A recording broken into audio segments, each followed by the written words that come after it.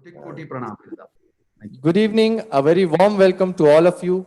Today we have a very special guest with us, Gurdas Manji. He's a multi-award winning singer, a songwriter, and an actor. He has been part of the Indian entertainment industry for over 40 years. He has performed to the sellout crowds at the most prestigious venues around the globe, such as Madison Square Garden, Royal Albert Hall, Wembley Arena, to name a few. The deep rooted love for his soil and his exemplary humility towards the people are the qualities that make him one of the most loved and notable figures in the world of Punjabi music and entertainment. We welcome you, Gurdas Manji. Thank you so much, sir. Thank you very much. Sat Sri ਅਕਾਲ ਅੱਜ ਸਤਿ ਸਾਡੇ ਸ਼੍ਰੀ ਨਾਲ ਅਕਾਲ। ਬਹੁਤ ਹੀ ਖਾਸ ਮਹਿਮਾਨ ਜੁੜ ਰਹੇ ਹਨ ਗੁਰਦਾਸ ਮਾਨ ਜੀ ਇੱਕ ਬਹੁ ਪੁਰਸਕਾਰ ਜੇਤੂ ਗਾਇਕ ਗੀਤਕਾਰ ਅਤੇ ਅਭਿਨੇਤਾ ਹਨ ਜੋ ਕਿ 40 ਸਾਲਾਂ ਤੋਂ ਵੱਧ ਭਾਰਤੀ ਮਨੋਰੰਜਨ ਜਗਤ ਦਾ ਹਿੱਸਾ ਹਨ ਉਹਨਾਂ ਦੀ ਦੁਨੀਆ ਭਰ ਤੋਂ ਮਸ਼ਹੂਰ ਥਾਵਾਂ ਤੇ ਆਪਣੀ ਅਦਾਕਾਰੀ ਦਾ ਪ੍ਰਦਰਸ਼ਨ ਕੀਤਾ ਹੈ ਥਾਵਾਂ ਜਿਵੇਂ Madison Square Garden Royal Albert Hall Wembley Arena ਉਹਨਾਂ ਦੀ ਆਪਣੀ ਮਿੱਟੀ ਪ੍ਰਤੀ ਡੂੰਗੀ ਪਿਆਰ ਅਤੇ ਲੋਕਾਂ ਪ੍ਰਤੀ ਨਿਮਰਤਾ ਉਹ ਗੁਣ ਹਨ ਜੋ ਉਹਨਾਂ ਨੂੰ ਸੰਗੀਤ ਅਤੇ ਮਨੋਰੰਜਨ ਦੀ ਦੁਨੀਆ ਦੀ ਸਭ ਤੋਂ ਪਿਆਰੀ ਅਤੇ ਉਂਗੀ ਸ਼ਖਸੀਅਤ ਬਣਾਉਂਦੇ ਹਨ ਆਪ ਜੀ ਦਾ ਸਵਾਗਤ ਹੈ बहुत बहुत मेहरबानी गुरदास मान आप तो ड्रग फ्री इंडिया के कैंपेन पे आए थे उस वक्त मिले थे आप पूरा वो सबको हमारी जो युवा है भारत के युवा इनको ड्रग से नशे से दूर लाने के लिए आप भी अपनी आवाज जुटाई थी तो ये बहुत प्रशंसनीय है आपका ये जो कदम है ना बहुत अच्छा जी मेहरबानी गुरुदेव मैं आपके चरणों में कोटि कोटि प्रणाम करता हूं आपके और प्यारे फॉलोअर्स जितने भी हैं आपके दूर दराज में जहां जहां भी बैठे हैं बहुत दुनिया आपके कायल है और मस्त है आपकी मस्त अदायगी पे आपकी नजरों पे आपकी स्माइल पे और आप जिस अंदाज से आप बात करते हैं उस पे कायल हैं मैं उन सबको मेरी तरफ से बहुत बहुत प्रणाम कोटि कोटि प्रणाम आप लोगों ने मुझे हजूर के सरकार के दर्शन करने के लिए एक बड़ा अवसर दिया ये मेरे लिए बहुत सौभाग्य की बात है बहुत बहुत मेहरबानी मेरी सरकार ये जो समस्या अभी जो जिस कष्ट से दुनिया गुजर रही है जी इस कष्ट से बाहर आने के लिए इनको दो ही रास्ता है एक तो संगीत और दूसरा ध्यान योग ये दोनों साथ में लेके चले तो इनको मन में बड़ा हिम्मत भी आ जाएगी हंसते खेलते मुसीबत के टाइम को गुजार लेंगे लोग बेशक जी मेरी सरकार आपने तो किया ही है ऐसा आप लोगों के पास जा जाके चाहे वो मुसलमान है चाहे वो हिंदू है चाहे वो सिख है सभी के घर में जा जाके आपने बात की है मेरे से मतलब मैं वो सारी इंटरव्यूज वगैरह देखी हैं और आपका जो जमुना किनारे पे जो एक बहुत बड़ा फेस्टिवल हुआ था वो भी मुझे याद है और बठिंडा में भी आपने जो फंक्शन किया था आपने पंजाबी में सबको संबोधित किया वो भी मुझे याद है और सबको जोड़ने की बात करते हैं आप और वो ही जोड़ना अभी सख्त जरूरत है जोड़ने की क्योंकि सब तोड़न पे लगे हुए हैं क्योंकि एक तो ये जो खास करके बीमारी है महामारी है ये तो तोड़ ही रही है मगर हमें बहुत ज्यादा आप लोगों का जो प्रभावशाली प्रवचन होते हैं उनके साथ हमें ताकत मिलती है हिम्मत मिलती है साहस मिलता है और आप लोगों की बहुत जरूरत है इस वक्त क्योंकि जो भी आप बोलते हैं उसका असर होता है हमारे ऊपर तो जितनी भी मेरा ख्याल है जिस महामारी से जूझ रहे हैं हमारे जो पुलिसकर्मी हैं चाहे डॉक्टर्स हैं चाहे विज्ञानी हैं चाहे सफाई कर्मी हैं आप लोगों का जो आशीर्वाद उनको मिल जाता है तो एक ताकत बन जाती है सो बहुत अच्छा लगता है मुझे सरकार जब आप बोलते हो इस चीज के लोगों को जोड़ने की बात करते हो जी मेरी सरकार तो आप गाने से सबको जोड़ते हो अभी एक गाना सुनाओ आप कोई भी मैं सुनाता हूँ आपके गाने से सब मन लुभावना होता है सब खुश हो जाते हैं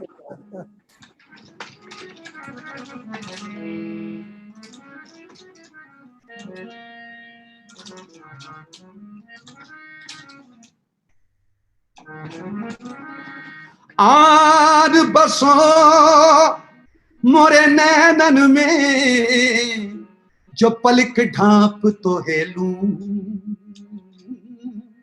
न मैं देखूं किसी और को, न तो है देखन दूं।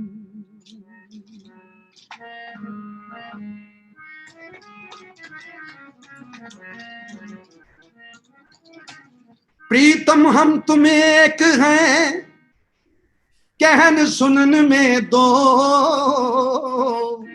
मन से मन को तो लिए, दो मन कबू न हो।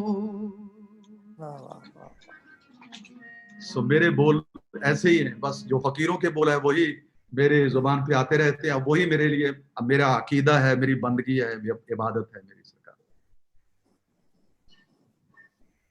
आपका मैंने जबलपुर में एक प्रोग्राम देखा था, तो उसमें आप कैसे अपनी ऑडियंस के साथ जुड़ते हैं आप, वो जो अंदाज है, मैं उसको देखकर मुझे ऐसे लगा कि जब हम अपनी ऑडियंस के साथ जुड़ते हैं तो वैसी मस्ती आती है जैसे आप लोग अपनी पैदा करते हैं उस चीज के लिए।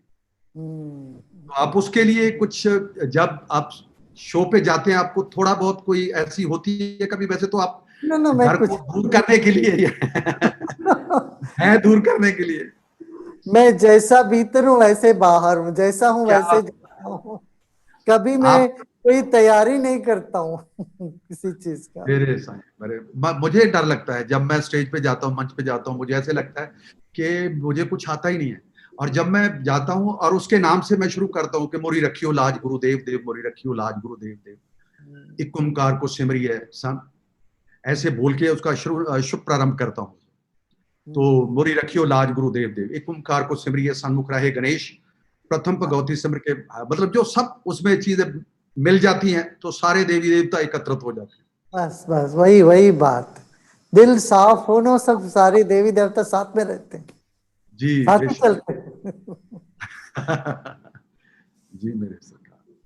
मैं एक गांव से शुरू हुआ था, तो मुझे ऐसे लगा कि जब मैं पहली दफा पटियाला में आया तो मुझे कोई एक तरह की जो जिंदगी आप जी रहे होते हैं उसके अंदर से बाहर निकलना, जब मैं पटियाले पहुंचा तो मुझे अजीब लगा वहां की, क्योंकि वहां का रहन सहन कुछ डिफरेंट तरीके का था, क्योंकि बड़ी जगह पे आए, बड़े शहर पे आए, गांव से निकल के शहर में आना तो एक बड़ी बात हो जाती है।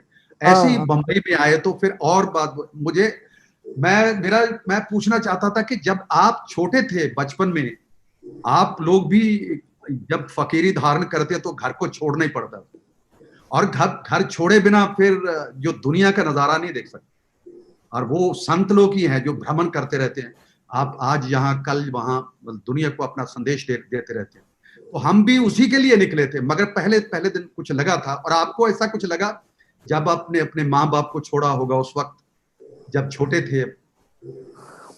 मैं छोटेपन से ऐसी था, फिर सबकी सहयोग रही, माँ का पिता का सबका सहयोग रहा, तो सब जानते थे कि हम इसका राय हो रहा है, हाँ हमारा लाइन अलग है, ये पहले से सब जानते थे।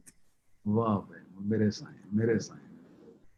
और मैं क्या पूछूं आपसे, सब कुछ आप प्रवचनों के जरिए बोलते रहते हैं, कुछ पूछने की गुंजाइश नहीं है, बस बातचीत, आपके दर्शन दीदार, मतलब जो मेरे लिए सबसे बड़ी बात है, मेरे सौभाग्य की बात है। तो आप कुछ जो आप भी कुछ सुनाइए, कुछ आप गा के सुनाओ और कुछ। मैं वो सुनाता हूँ एक गीत जो आपने भी कुछ लिखा होगा ना? हाँ जी, आपने जो लिखा है अपना गाना सुनाओ, जो लिखा है आपने। जो मेरा गाना जी मेरे से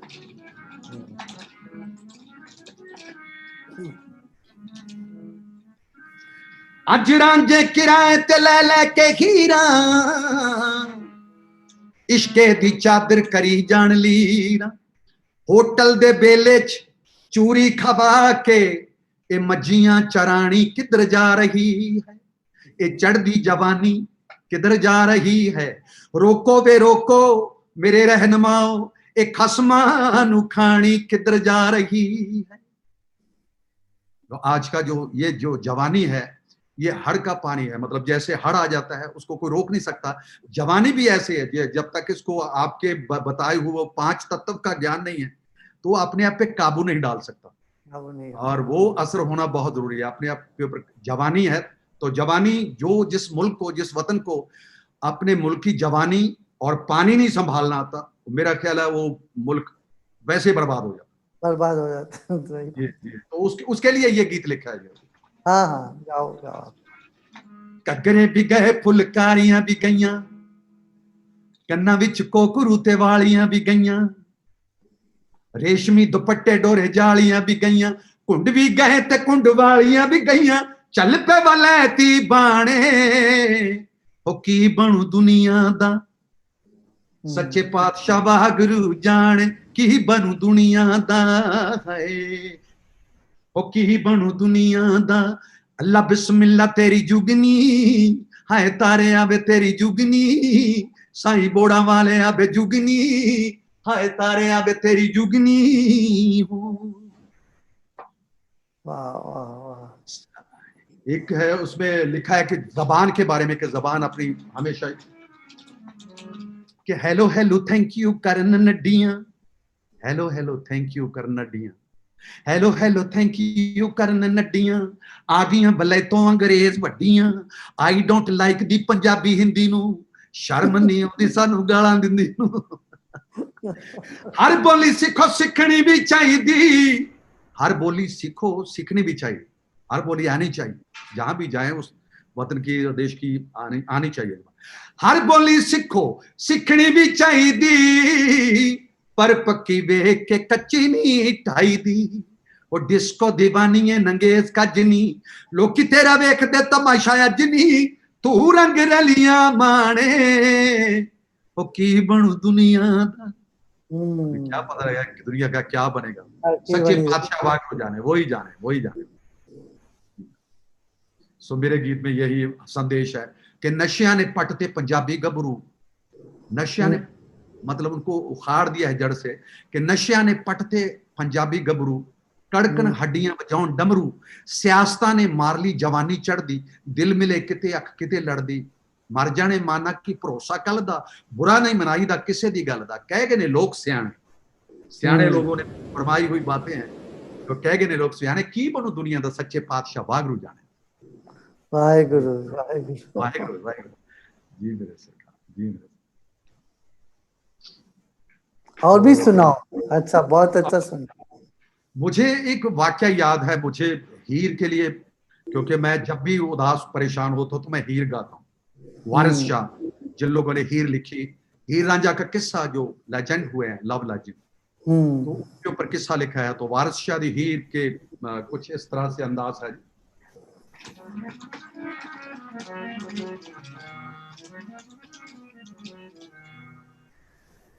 इसके पीछे एक वाकया है। मैं हरिद्वार गया हुआ था। हरिद्वार में एक साध्वी रूप में एक औरत मिली, औरत मतलब यंग लड़की थी बिल्कुल जो। तो उसने मुझे आके कहा, कहते गुरदास। मैं कहा जी कोटि कोटि प्रणाम नमस्कार।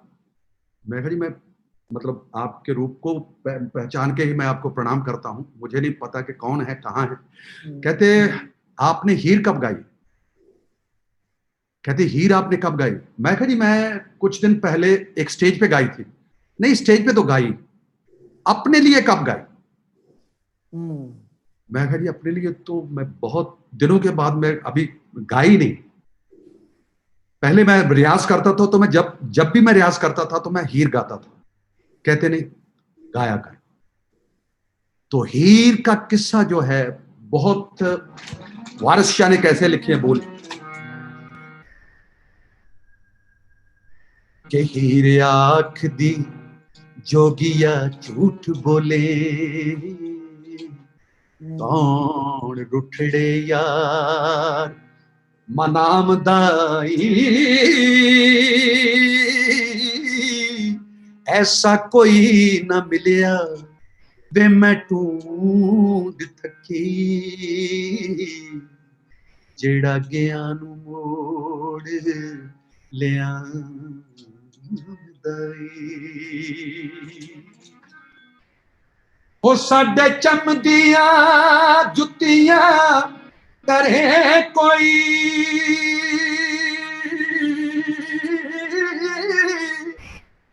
ओ जेड़ा जीवदा रोग गवावदा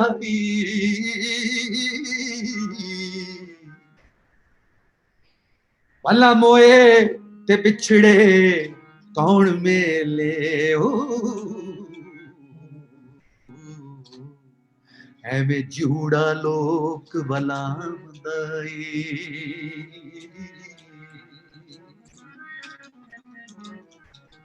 एक बाज तो काग ने ऊंज खोई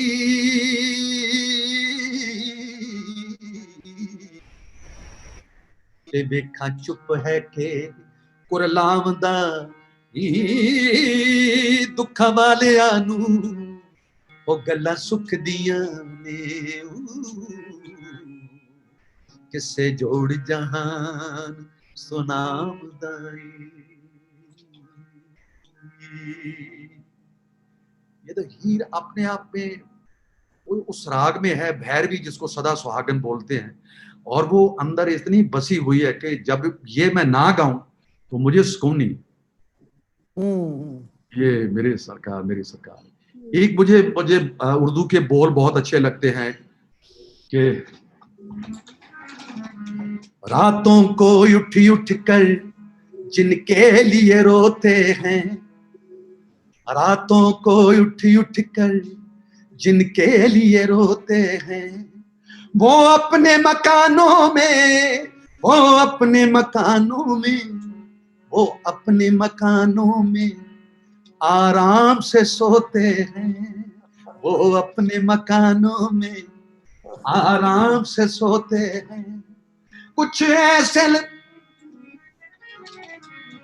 लोग जमाने में ऐसे भी तो होते हैं, कुछ लोग जमाने में ऐसे भी तो होते हैं, महफिल में तो हंसते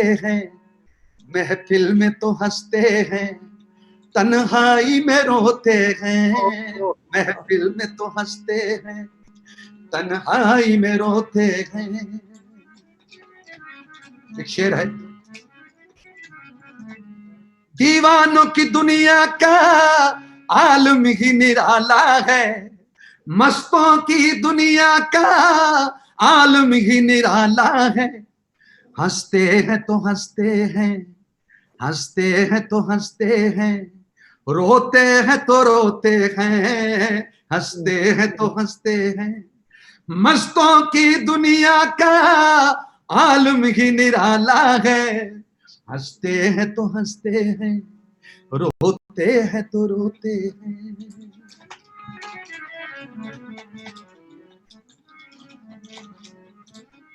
इस बात का रोना है, इस बात पे रोते हैं, इस बात का रोना है, इस बात पे रोते हैं कि कश्ती के मुहाफिज ही कश्ती को डुबोते हैं, कश्ती के मुहाफिज ही कश्ती को डुबोते हैं। आखिरी शेर में ये मरहूम सागर निजामी साहब जी के बोल हैं,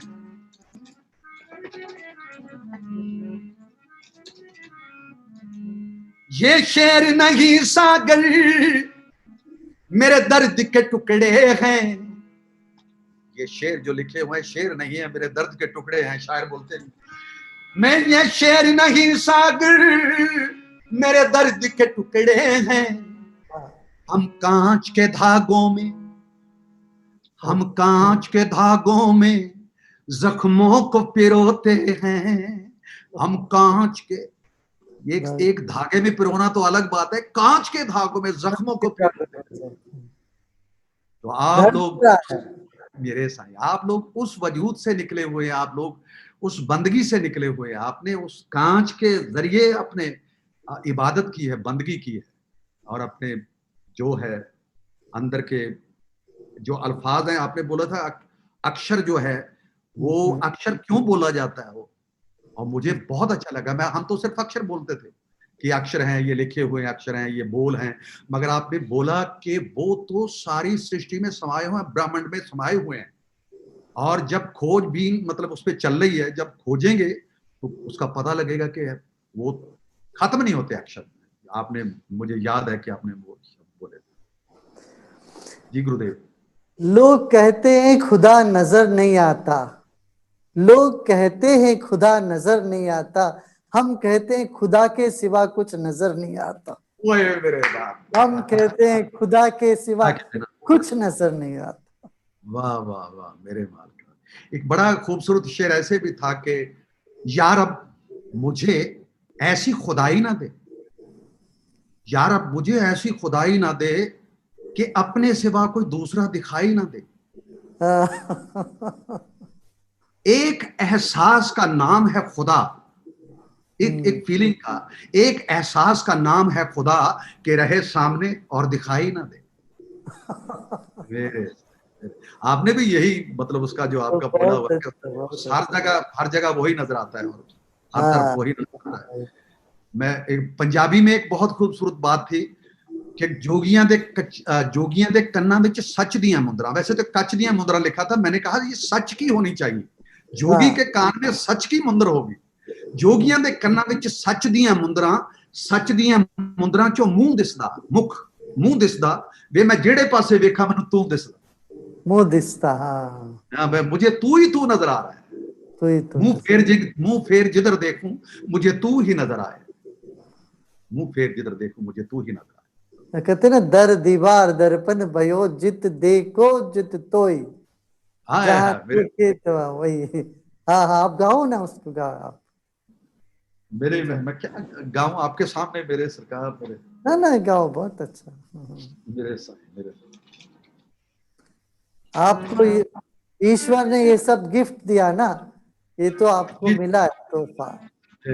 ईश्वर ने आपको ये गिफ्ट दे के भेजा है, ये काम आपको करने के लिए। हाँ, आपका आशीर्वाद मिल गया मुझे, मैं आज जो मिले हुए आशीर्वाद को इसको पूरा सदुपयोग करूंगा इसको, ताकि दुनिया के पास, आप बोलते थे कि दुनिया को खुशी बांटो, जितना आप खुशी बांटोगे उसको खुशी जितनी मिलेगी आपको दुगनी चौगनी होके मिलेगी। प्यार बांटने से बढ़ता है, दुख बांटने से कम हो जाते हैं। ये भी आप लोगों के बयान है, प्रवचन है। तो मुझे सारी चीजें, मुझे एक एक चीज याद आ जाए आपके बोले हुए जुबान से निकले हुए। आपका जो एक नटखट अंदाज है ना, मुझे बहुत अच्छा लगता है, ये कृष्ण कन्हैया जी का अंदाज है।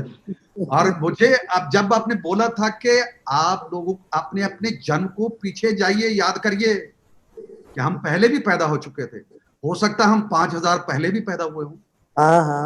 मुझे लगा कि ये तो कृष्ण जी की बात चल रही है, मेरे प्रभु अर्जुन जी को उपदेश दे रहे हो कि, क्योंकि मेरा ख्याल है उस वक्त महाभारत 5000 साल पहले की बात है। आप उस फ्लैशबैक में हमें ले गए और मुझे ताजा ताजा मैं महाभारत देख के हटा हूं, तो मुझे इतना अच्छा लगा। वो चीज मैं ऐसे लगता था कि जैसे वो नीतीश भारद्वाज, मुझे ऐसे लगता था जैसे कृष्ण जी हैं। और जब आपकी आंखों को देखता हूं, आपकी स्माइल को देखता हूं, आपके अंदाज को देखता हूं, तो मुझे कहीं ना कहीं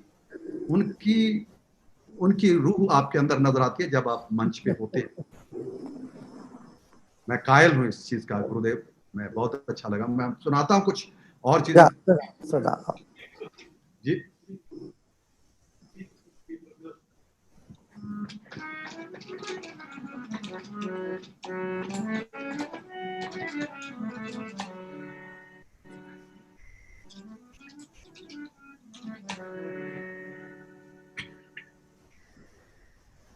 छल्ला बेरी पूरे बे पतन माहिदा दूरे बे जाना पहले पूरे बे गल सुन छलिया छोरा बे कादा लाया छोरा।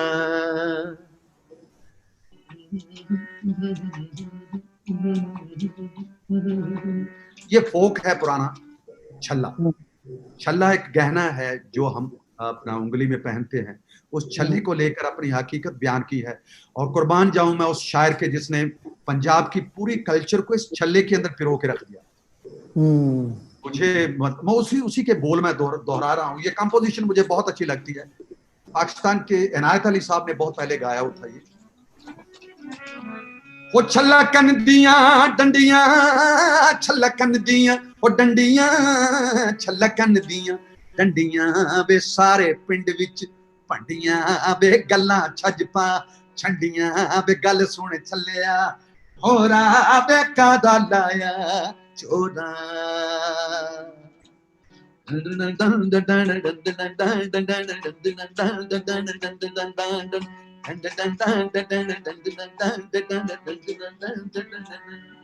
वो छल्ला नो नो खेवे, छल्ला नो नो खेवे, छल्ला नो नो खेवे बे पुत बे बे अल्लाह सबनू बे बे बे गल सुन छलिया कावा बे मामा ठंडियां छाम।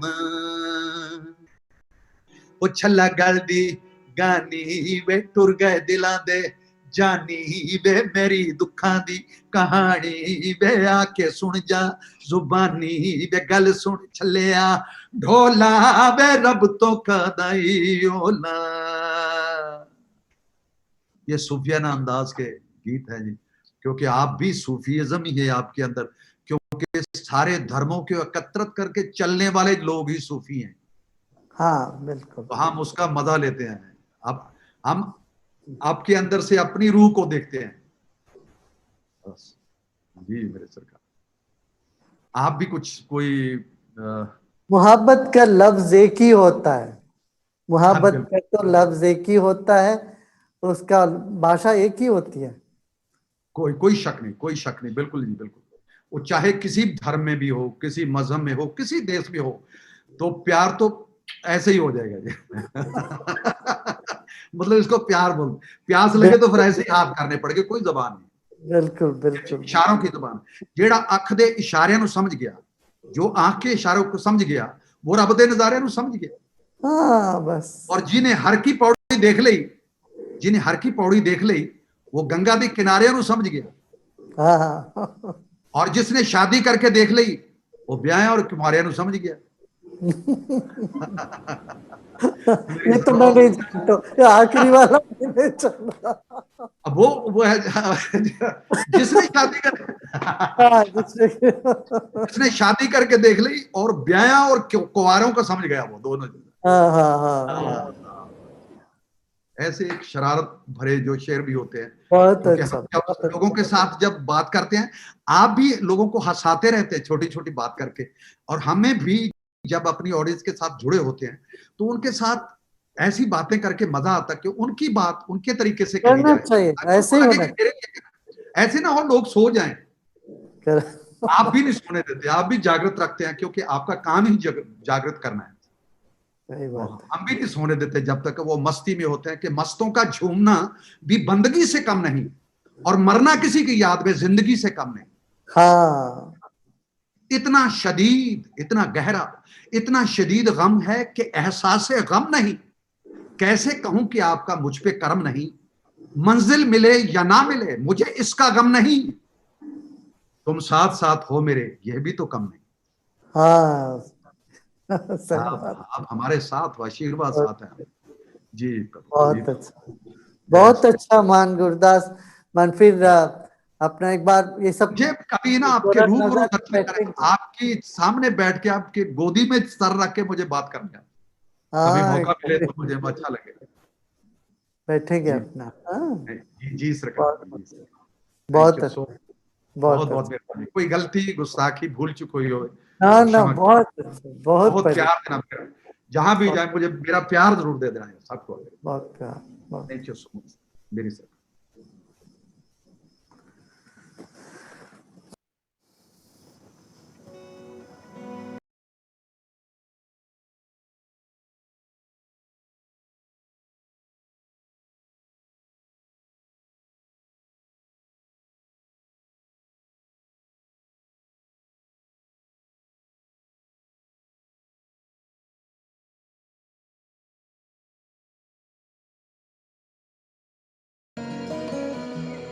We'll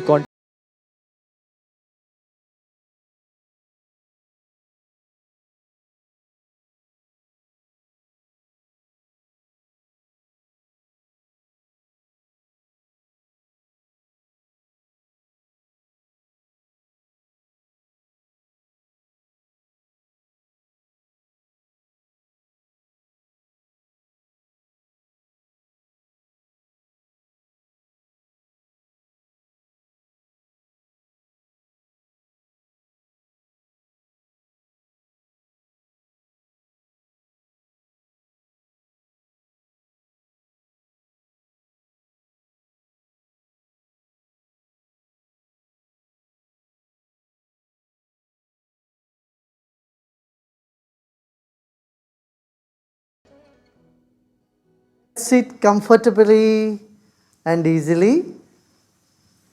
Now let's meditate for a few minutes. We heard Gurdas Maan and his songs, and in small couplets he mentioned a lot of philosophical thing to how to live life in a lighter vein, with depth, at the same time having a sense of belongingness with everybody. Because the whole world is one family, we all belong to each other. Okay, let us sit comfortably, easily and close eyes. आराम से बैठ जाते हैं और हम आंखें बंद कर लेंगे, कंधों को ढीला छोड़ देते हैं. Let us sit with our relaxed, totally relaxed.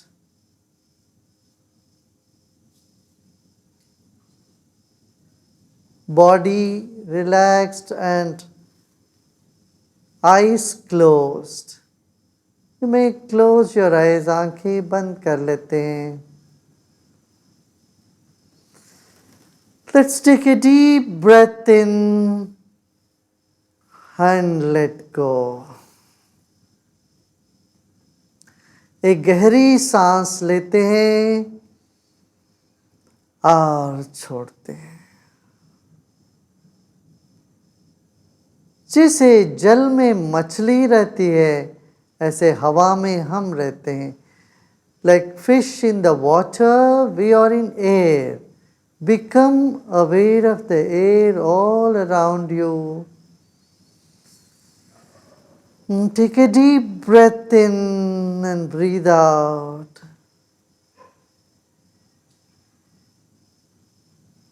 And become aware of the breath inside of you.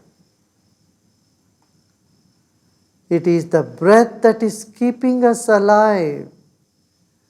And it is the breath that helps us to see, touch, smell, taste. And it is the breath that helps us to speak and hear. सांस के होने से हम जीवित हैं और देखने का, सुनने का, सूंघने का, स्वाद लेने का, ये सब काम सांस से ही होता है. फिर एक गहरी सांस लीजिए, भर लीजिए. Let's fill ourselves with deep breath. Hold the breath and let go. छोड़ दें. हम बोलते हैं, गाते हैं, सब हमारे भीतर सांस है, हवा है. ये नहीं तो ना बोल पाएंगे, ना चल पाएंगे, ना सुन पाते हैं. हम इस सांस के लिए शुक्रगुजार हो जाएं.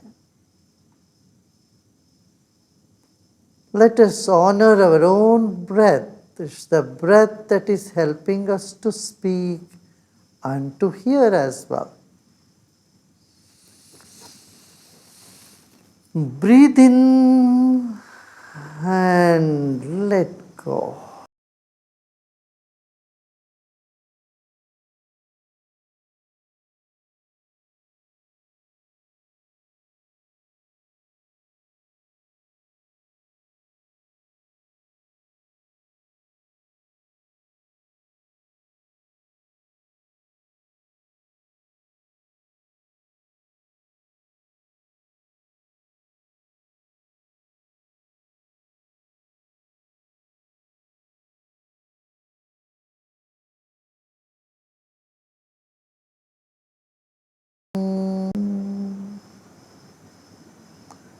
ओम का अर्थ है शांति, प्रेम और अकाल पुरुष. फिर एक गहरी सांस लेते हैं और उस तरंग को, उस वाइब्रेशंस को हम अनुभव करते हैं.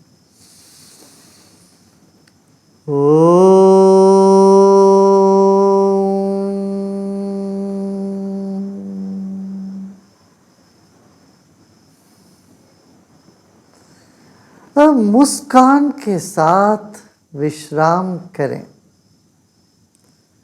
Let us repose in ourselves with a smile.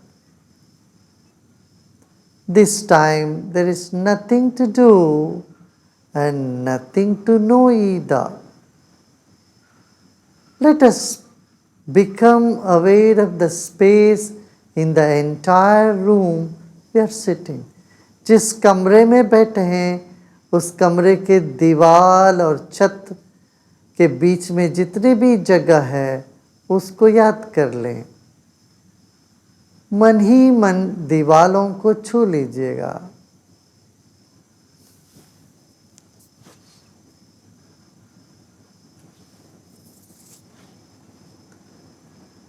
You are feeling the walls of your room and also the ceiling.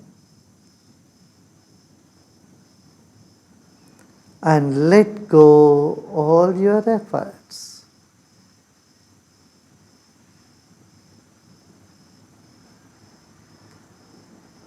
मन फैल जाता है. पानी से भी पतला है, हवा से भी पतली है. तो मन को ढीला छोड़ते ही आप पूरा कमरे में अपने मन को फैले हुए पाओगे. The mind expands as you relax. Keep relaxing and let the mind keep expanding in all sides. शरीर को और ढीला छोड़ दें. कुछ नहीं करना है, केवल विश्राम ही करना है.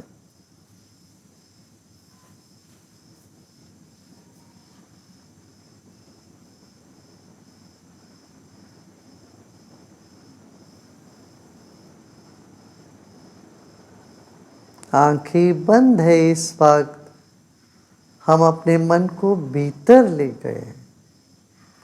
Our eyes are closed. Our mind is moving inward.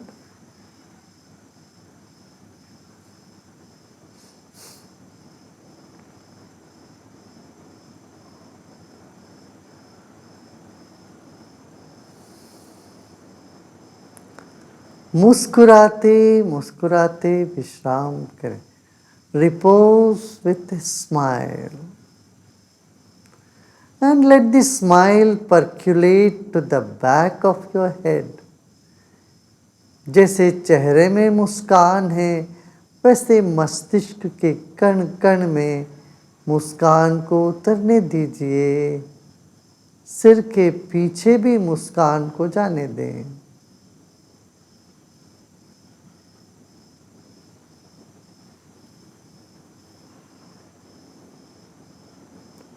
Let us repose with this faith.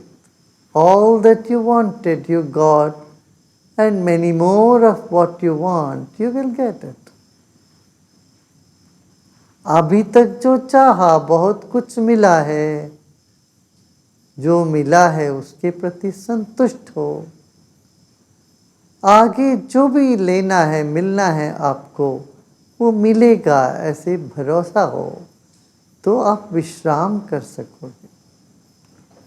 When you are confident, you will get what you need, what you desire. You will repose in the present moment. Let go of all the feverishness in the mind with the assurance you will get what you need, what you want.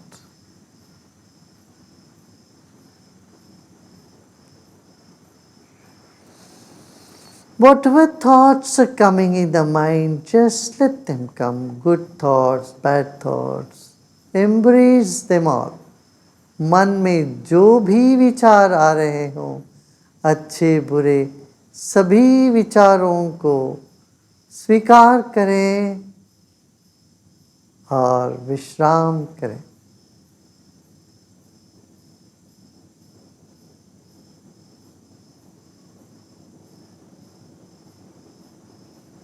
Let every cell in your body relax, blossom, expand. शरीर के एक एक कण को विश्राम मिले, मुस्कान उसमें उतरे और खिलने दीजिए सब कुछ। आपका दिल भी खिला हुआ है, मन भी खिला हुआ है, बुद्धि भी खिली हुई है। ऐसे सोच कर विश्राम करें।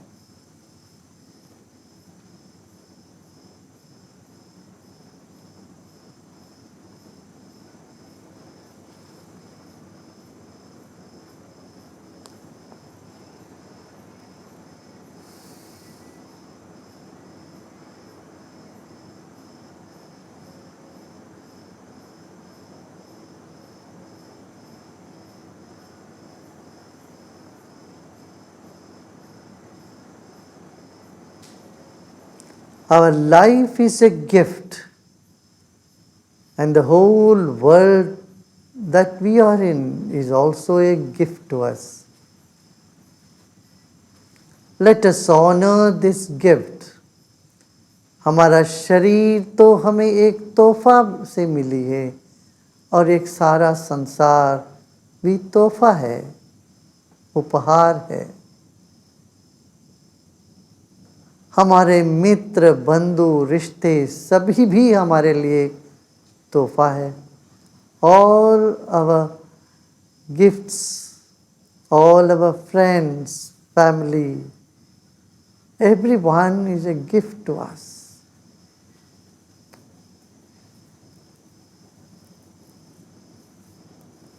You are grateful for all that you have received. Repose in yourself.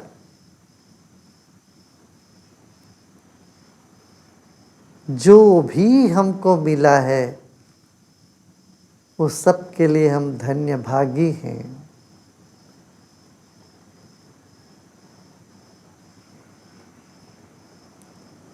दुख भी जो मिला है वो जीवन को गहराई दी तो सुख हमको विस्तार दिया।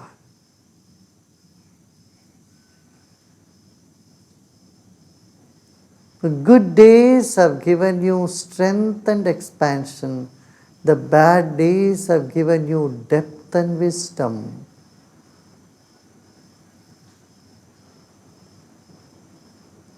Let go of all the past. Let's take another deep breath in with a smile and let go. Breathe out with a smile.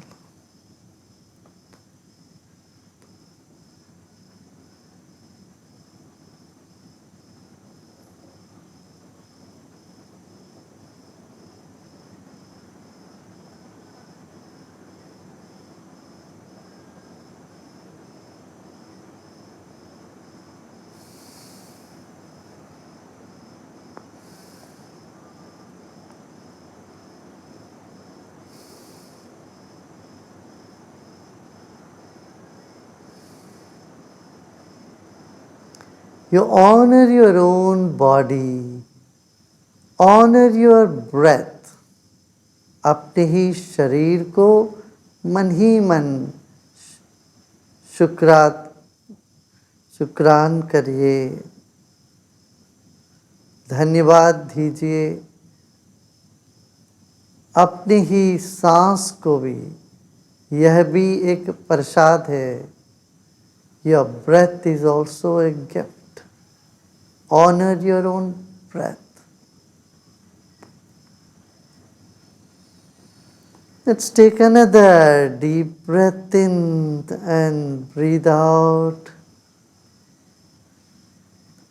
Honor your thoughts, honor your mind. Let's take another deep breath in and let go.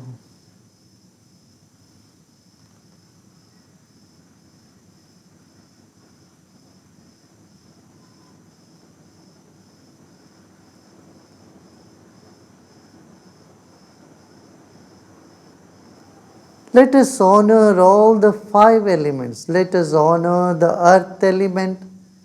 Our body is part of this earth element.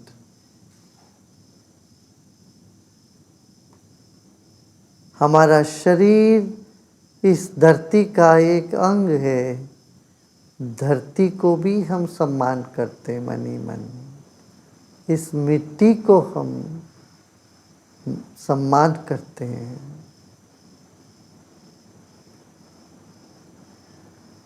ऐसे जल तत्व को भी हम सम्मान करेंगे। जल के बिना जीवन नहीं। Let us honor the water element.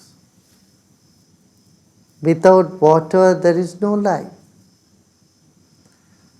And let's honor the energy, clean energy.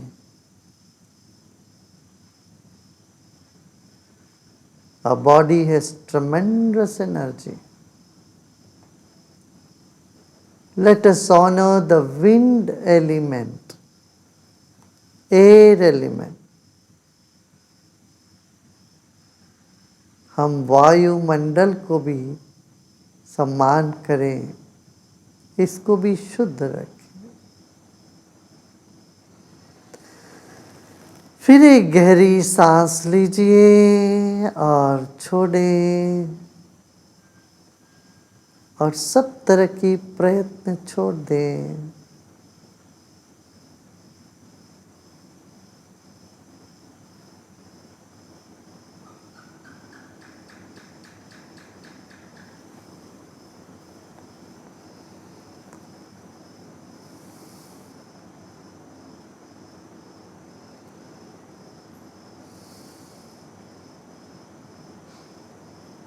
Let go of all your efforts.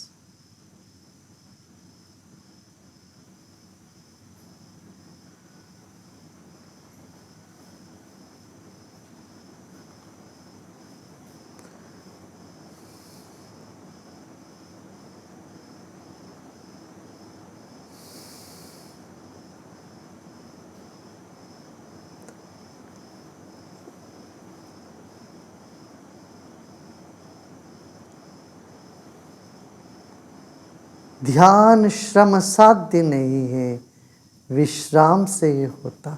अच्छे से विश्राम करें। Meditation is not something to make effort. It is absolute rest. Just take deep rest. Let go of all your efforts.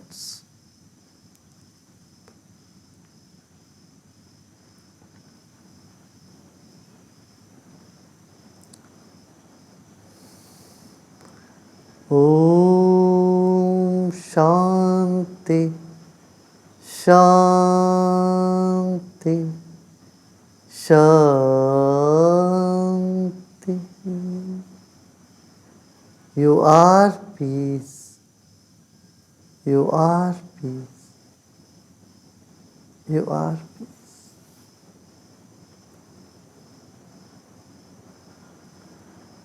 Slowly and gradually become aware of your body and surroundings, and take another deep breath in with a smile and breathe out with a smile. फिर एक गहरी सांस लीजिए, मुस्कुराते मुस्कुराते सांस लीजिए, और मुस्कुराते मुस्कुराते सांस छोड़ें।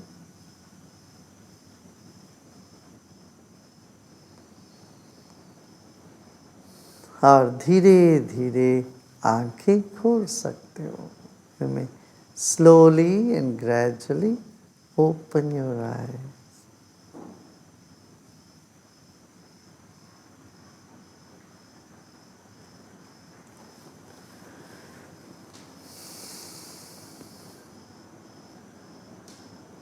या कितने लोग बताओ, कितने देश? 1.2 million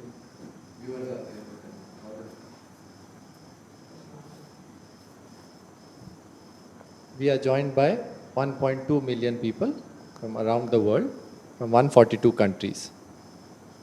साढ़े नाल आज 12 लाख लोग जुड़े ने 142 देशों तो. बहुत अच्छा मान जी थैंक यू सो मच बाबा जी, बहुत बहुत मेहरबानी, बहुत बहुत मेहरबानी, बहुत thank you.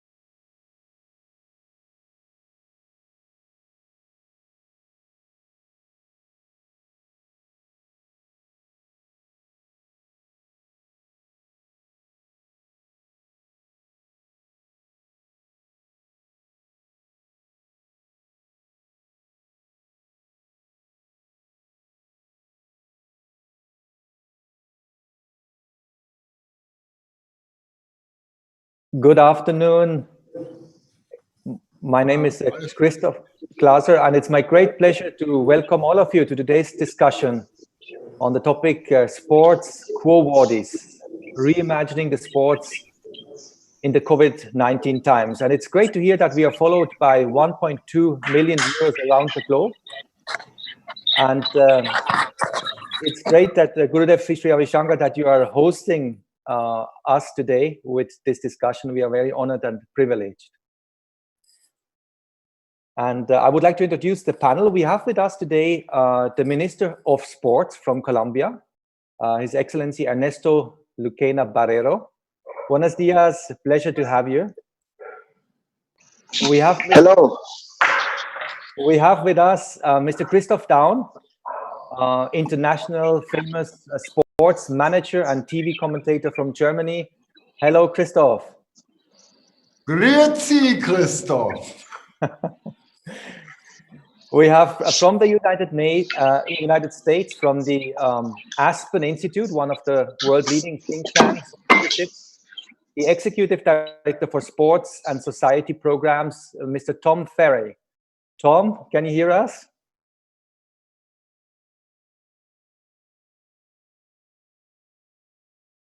They must be tuning in. We have from Switzerland, at the moment in France, the former Wimbledon winner, the former coach of Steffi Graf, and now the coach of the Swiss Tennis Fed Cup team, Mr. Heinz Günther. Heinz, welcome. Nice to see you all online. And we have a great Norwegian delegation. We have Miss Anja Hammerseng Edin, a former professional handball player and winner of the bronze medal in handball, and now coach and author. Anja, great to have you with us. Hi, nice to meet you. Hi. Hi. and the former head of the Olympic Committee in Norway, Mr. Inge Andersen, who is now leading an agency for leadership in Norway. Inge, great to have you. Hello, Gurudev, and hello, Christoph. Hello, everyone. Nice to be here. And Mr. Peter Marty, the CEO of Marty Communication and advisory board member of the World Forum for Ethics in Business. Hello. I hope you understand me. Yes. Yes. And Mr. Joe Leinen, the board member of the World Forum for Ethics in Business and former member of the European Parliament. Joe, good to have you. So I think the current pandemic has turned the world in sports literally upside down. Competitions have been cancelled, leagues are addressed or even called off. Training facilities are closed and athletes keep fit at home. And while the economic losses for sports are surely apparent, it's not just the financial loss which matters and the physical health which is at loss, but it's the psychological consequences which are quite important. Athletes whose lives were completely geared to the competition and who have been training for years towards big competitions face greater negative emotion and distress and a lack of purpose. Now, I think we have seen again and again that transformational processes often arise out and in the midst of huge crises. And so we want to ask today, what has and can the sport learn from this crisis? And how can we ensure that the beauty and purity is preserved and that the excesses of competitive sports can be better managed? So today, we want to put into perspective the current impact of the pandemic on professionals, on amateurs in sports, the lesson learned, and what really must change post-COVID-19 so that we can have a more ethical, healthy, and humane world of sports. So, Gurudev Sri Ravi Shankar, you have worked for more than 15 years for ethics in business, and since many years you're holding conferences on ethics in sports. I remember you having said that unfortunately many a times sports is led like wars, and wars have become the new sports. And I think we live in a time in which many feel that this is almost a war scenario. So what in these times can the sport contribute for us to overcome the crisis? Sports is an activity which keeps people busy, engaged, and keep their spirits uplifted. When they come back from home, their whole mind is focused on sports, especially in the season. Everybody is talking. It just unites people in very unique way. But now with the COVID-19, this activity of human race has been robbed off, it's taken away. Though it's a temporary phase, but people feel it a big vacuum. They're unable to practice sports, they're unable to watch sports, so they're unable to connect to their role models, heroes. Then they find a big vacuum happening in their own life, and this can lead to sort of depression. This is what we see happening.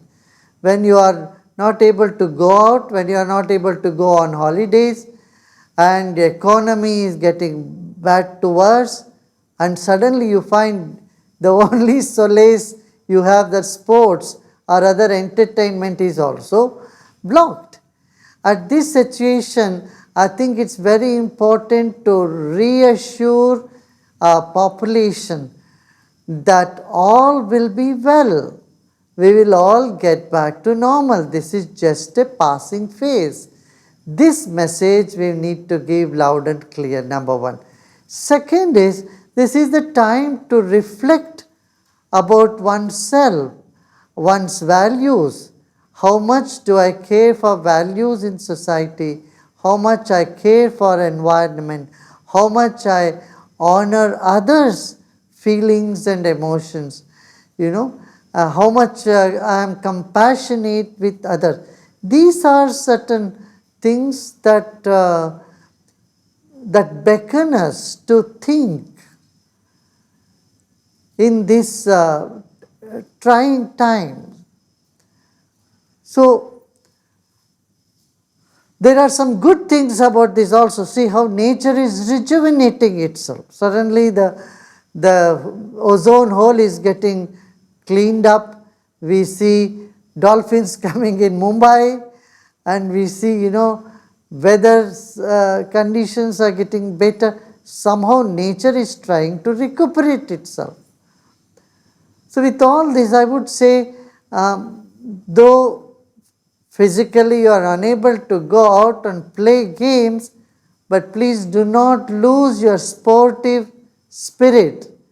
At home, keep that sportive spirit, and I would recommend everyone to go inward and meditate and get rid of these two important problems that we face. One is aggression, another is depression.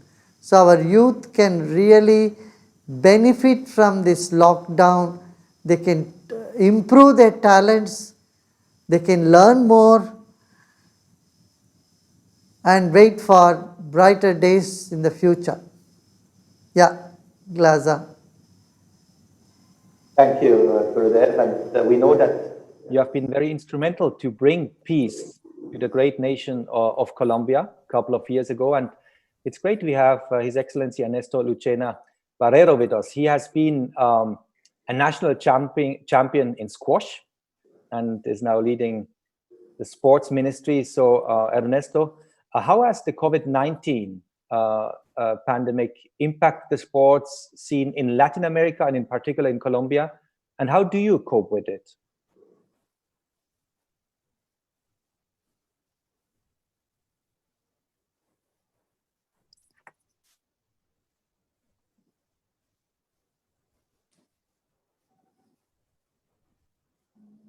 Your Excellency, can you hear us? No, we can. We cannot hear you. You would need to unmute yourself. Yeah. The host. Okay. Super. Yeah. Can you hear me now? Okay. I would like to salute everybody in the panel. Thank you, Christoph. Thank you, Guru, and all the members of the panel.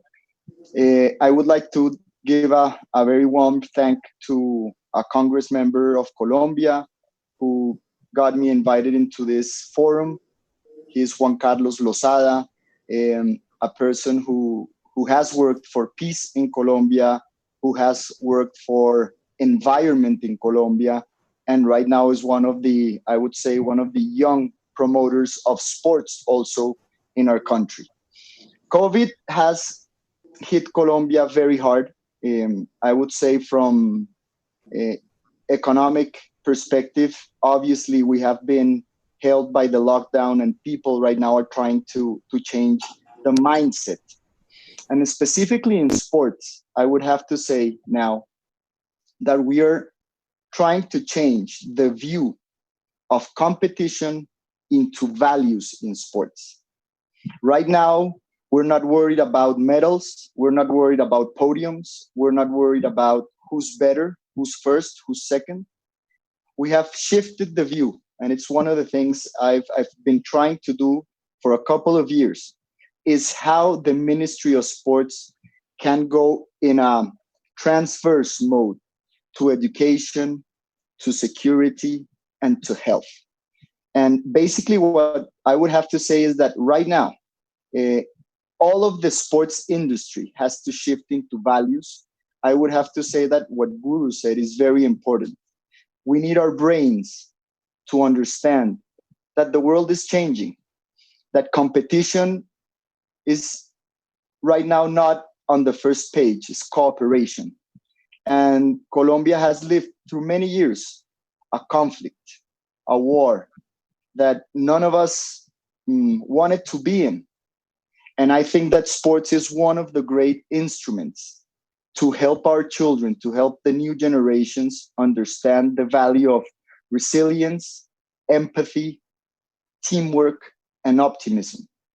So right now, what I've been talking with Congress, what I've been talking with our president, and with many federations of the world, is that we need to understand that the new education system has to take sports into place, has to take the values of idols, positive idols that are in sport, like many of the people that are here in the panel.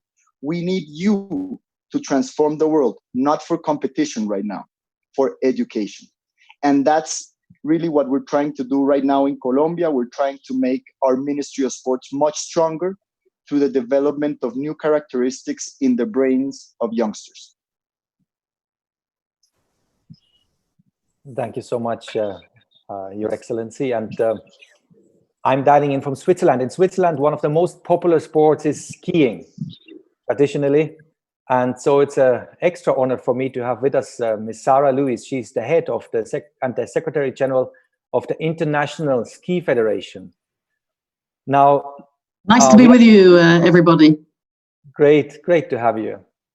Now, we have read that as the head of the organization, you had to cancel almost 1,800 ski events around the world due to Corona. So how is the impact of the crisis on the ski world, and how do you handle it so far?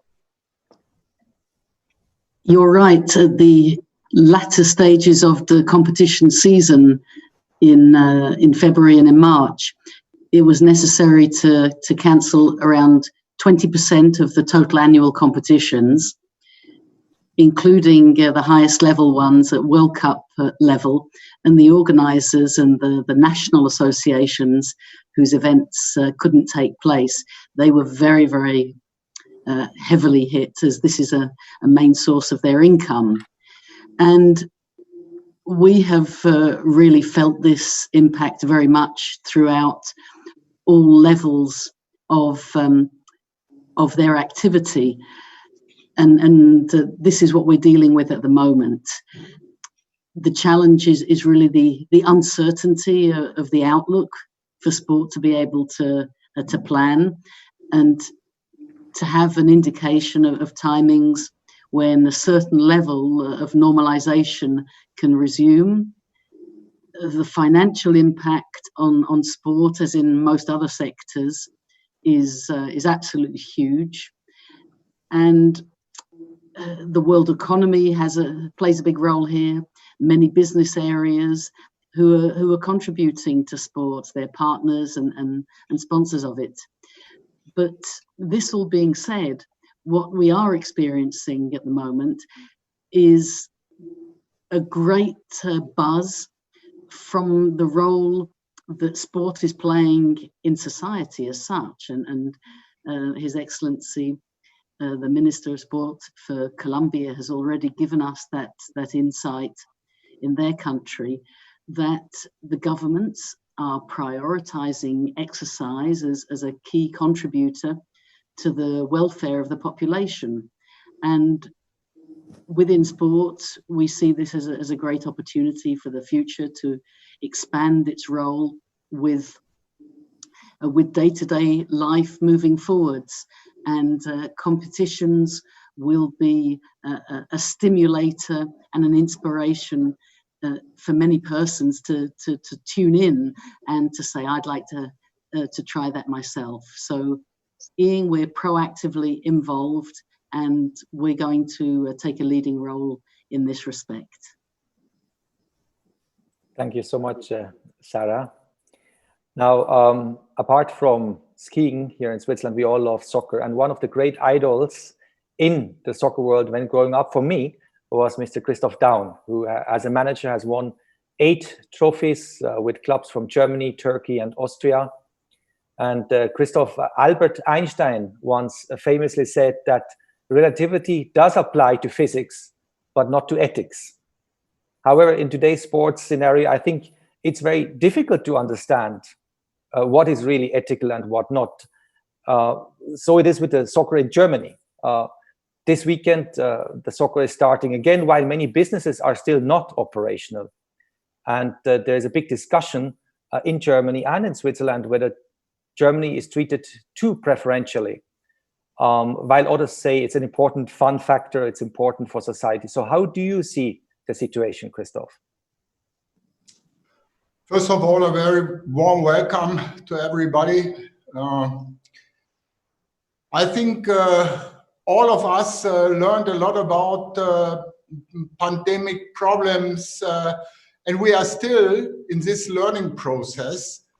And in this situation, under these circumstances, the German Football League, the DFL, figured out so-called hygienic and infection protection concept to restart the Bundesliga. Only Bundesliga 1 and 2 is mentioned. That means the professional leagues. And they worked out a program where we really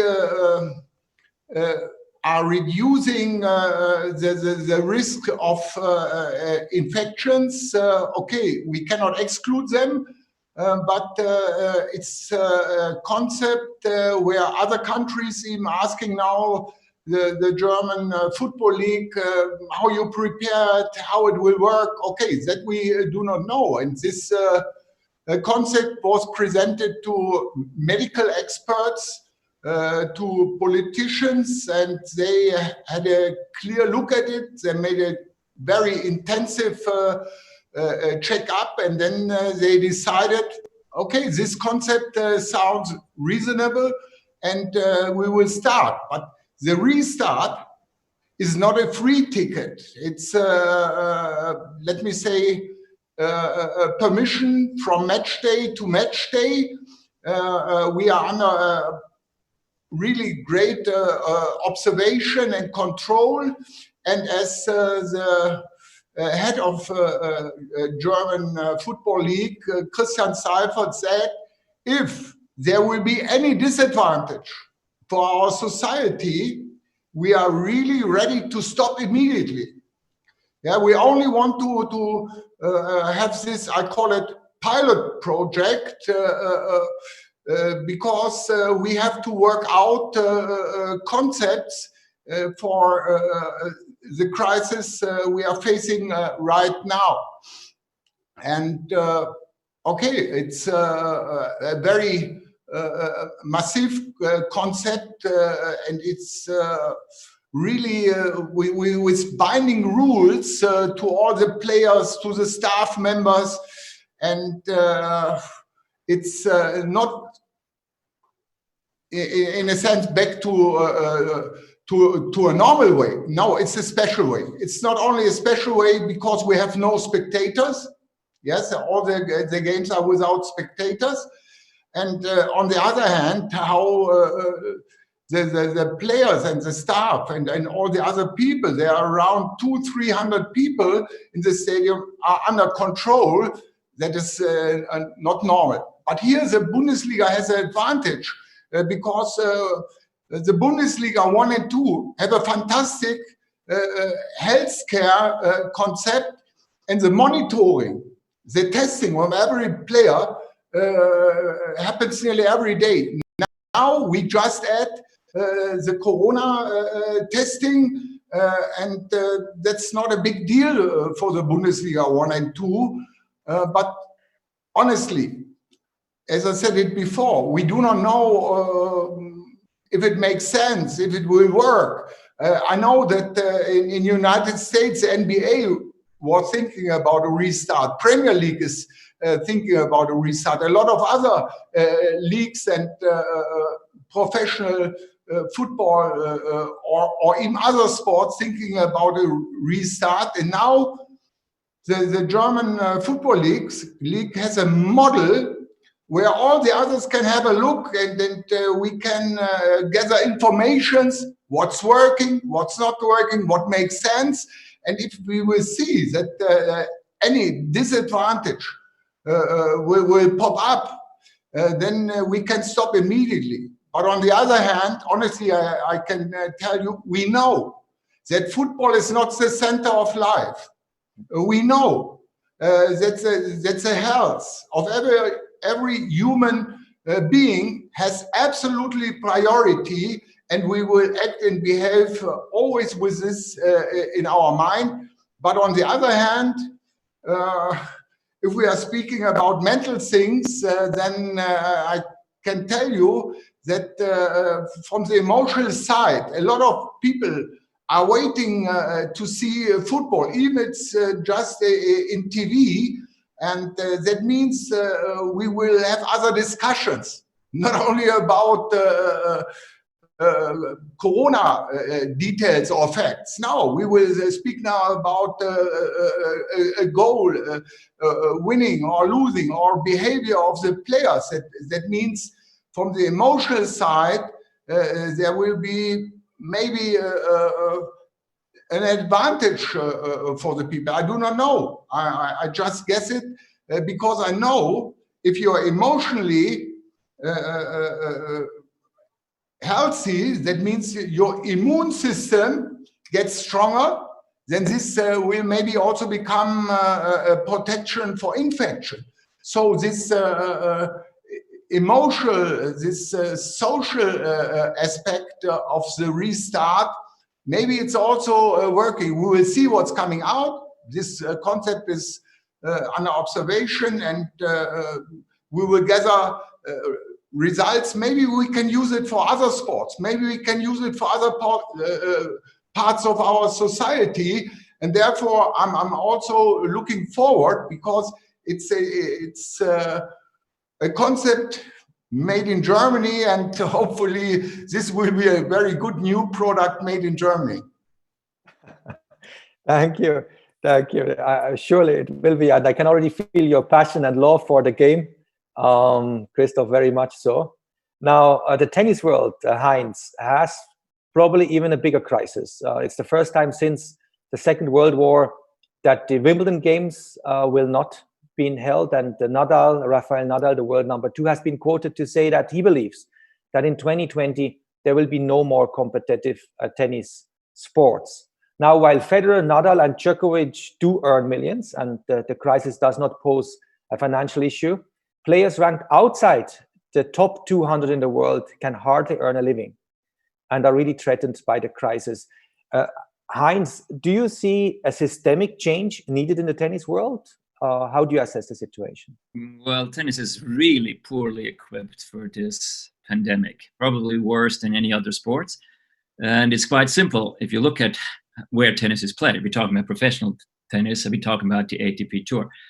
Football is relatively local. You have the Bundesliga that's played in Germany. Even the Champions League is played in Europe. The only sport you can compare to tennis is golf. But then the PGA Tour, you have an American tour, you have a European tour, you have an Asian tour. Tennis is always global. And that means a lot of traveling, and that means a lot of problems when you have something like a pandemic like this. I mean, the ATP Tour is based on the idea that anyone that has a good enough ranking can play anywhere he likes, as long as he makes the cutoff. But this definitely will be challenged in these times.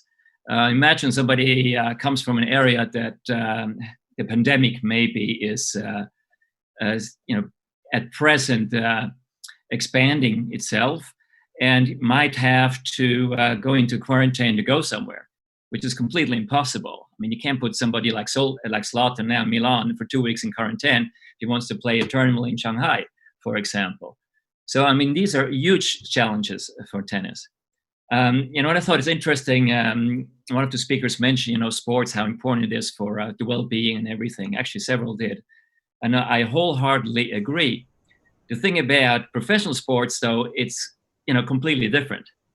The very best, as you mentioned, makes a lot of money, and the other one doesn't.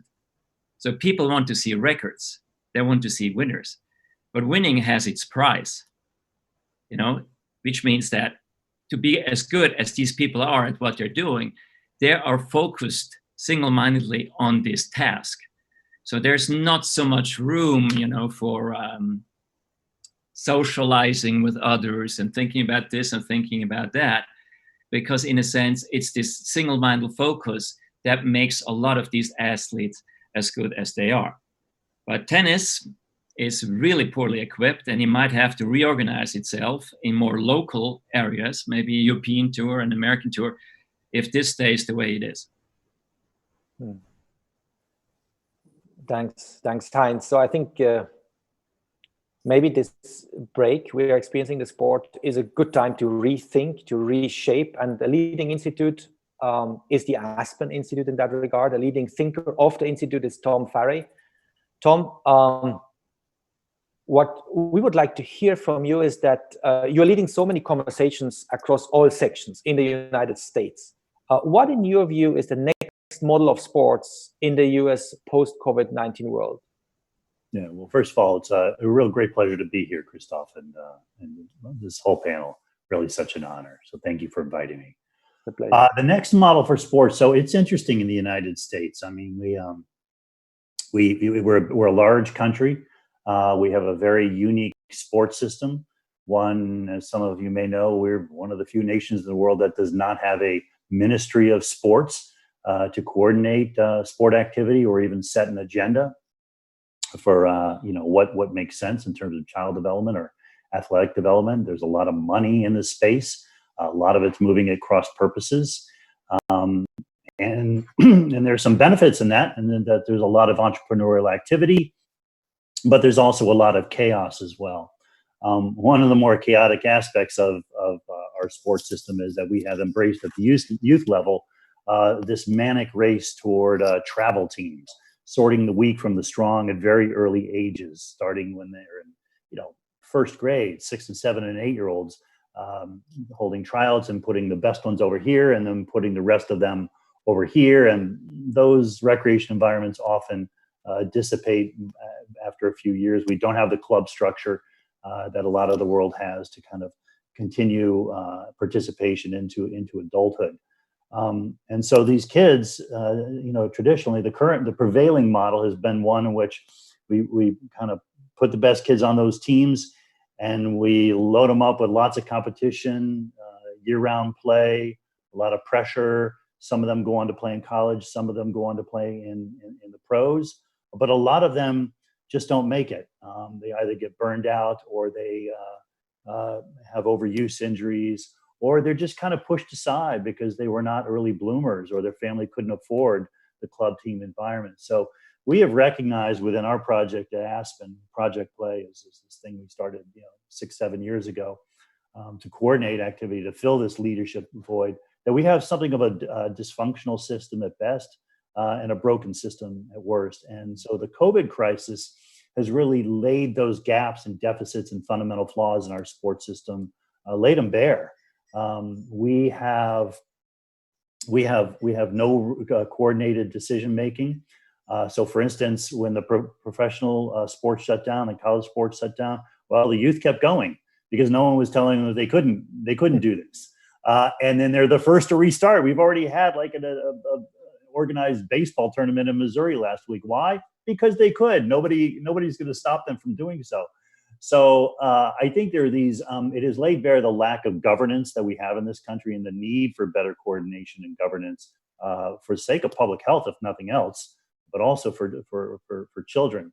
So, but what I think it's also doing is it's showing that a lot of parents now are very scared to put their kids back into organized sports, and they also don't have the money to afford these travel teams that have come to dominate the system. So I think the model that is going to emerge from this inevitably is one that is more focused on local, affordable, high quality forms of play that allow a kid to play for more than a few years. That allow them to play at least into the teenage years. And that's going to require that we invest more in the park and recs departments, and that exist in every city in the US, more in the YMCAs, the places that have both the hardware and the software, meaning the facilities and the programming that can deliver these quality experiences at scale, as opposed to just catering to the elite kids. So there are going to be a number of adjustments that are going to have to go into that. There's going to be innovation, investment, and then just frankly, better governance. And so that's what we are going to do within our program. It's what people look to us to do, is to lead that conversation. Thanks, Tom. So we can see this crisis also as a chance. I hear you saying for changes which are needed. Inge, you have been the head of the Olympic movement in Norway for more than a decade. You're now working in the field of leadership. So from a leadership perspective, what do you think the sport needs to look at? So thank you for inviting me in.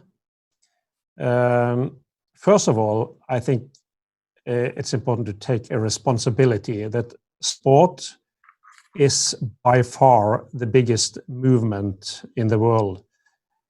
Everywhere in the world, they are playing soccer or doing a lot of sport, running, skiing, everything.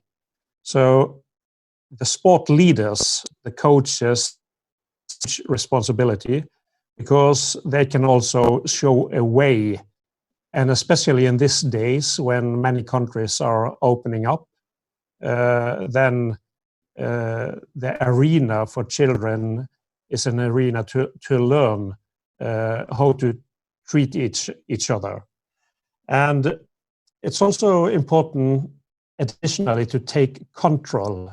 The leadership in a period when you have had this lockdown is, of course, different than it is in a normal situation. So you have to, as leader, to give really clear messages and how to run the whole game. But it gives also a lot of possibilities. In all crises, it's also a lot of possibilities. And I think here in Norway, we have been also been looking for all the possibilities. It is a period that you, as leader and coach, you have to work a lot with inspiration, with motivation.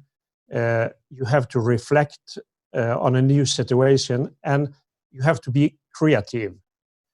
And in Norway, we are also, of course, so lucky that we have our nature. Yes, our cities, they have been locked down, but the nature is open. So for families in small groups, it has been important to still live in a holistic way, to use the nature, to still be active, but to be active in another way. And I totally agree with the Minister of Colombia. I think also for the elite sport, it has been to use the language of the art of living. I think for the elite sport, it has also been necessary to breathe some month, to take a rest and think about this industry that sometimes looks like quite crazy too. So to bring the sport back to basic, to ask the question, what is the most important of sport? That is fun, that is play, that is health, that is bringing people together. And out of that, you will also, so you have to get back the power, the inner power of sport and why we are doing sport. Thanks, Inge. Anja, as a former professional handball player, as part of the Norwegian national team, you won the 2009 bronze medal. And you're now working as a coach for athletes. When you coach athletes through these difficult times, what do you focus on?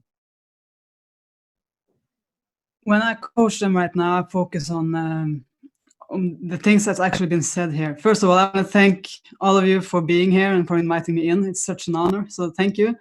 I think that we see that to a lot of athletes, they see themselves as high achievers. And for some athletes, they also think that this affects their whole identity. Like what they achieve equals their self-worth. And that right now, their achievements are taken away from them. So as athletes, we're really used to developing skills. Like if I lack some skills, I can just go to the gym or I can go to the arena and I can practice and then I'll get better.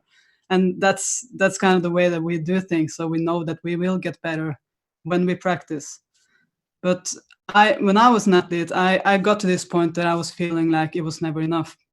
I always needed more. I always wanted to do more, win more, be more. What? I think that was You hear me? You could go, yes, please go ahead. Yeah. So I think that's where a lot of athletes are right now. They're always wanting more and achieving more. And so I think that you have a great point while saying that this was maybe a perfect break to just now take a break, realize what is success for you. I mean, what's really important. And when you do that, I think you will come to this point to see the true values of who you are and why you do what you do.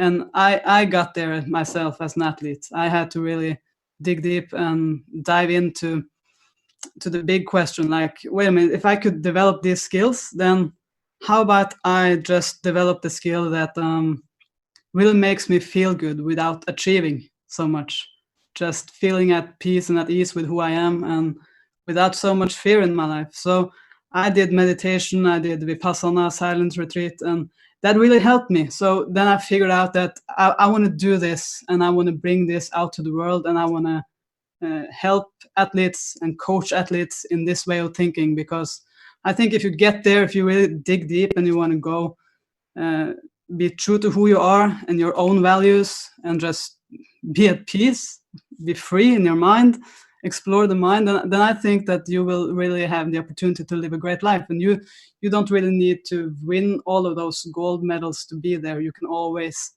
have that peace, and then you can still love what you do, but you don't have to do what you do because you want to feel love. That's great. Thanks, Anya. And it's so interesting to hear that meditation has been instrumental for you on your journey. So Gurudev, Sri Ravi Shankar, it is today that so many top athletes are using meditation as a tool for well-being, but also to increase performance. We know that many tennis players like Novak Djokovic are doing it. The German soccer national team is doing it. Many Formula One players are using it to increase the focus. So I would like to ask you, Gurudev, what is it that makes meditation so important for sports performance, and how could that be maybe used more in future? First of all, meditation increases our energy level. It provides us deeper rest than the deepest sleep.